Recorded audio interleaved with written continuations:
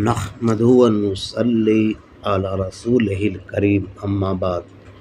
ولی کی وصال کے دن کو عرس کہتے ہیں کیونکہ اس دن ان کو فرشتے کہتے ہیں سو جا اس عروس یعنی دلہن کی طرح جس کو صرف وہی جگاتا ہے جو اس کے نزدیک گھر والوں میں سب سے محبوب ہوتا ہے، اس لیے اس دن کو عرس کہتے ہیں کیونکہ اس دن کو وہ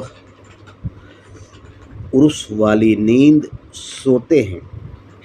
ہر سال اس دن ان کے لیے ایصال ثواب کیا جاتا ہے اور ان کی خدمات لوگوں کو بیان کرتے ہیں۔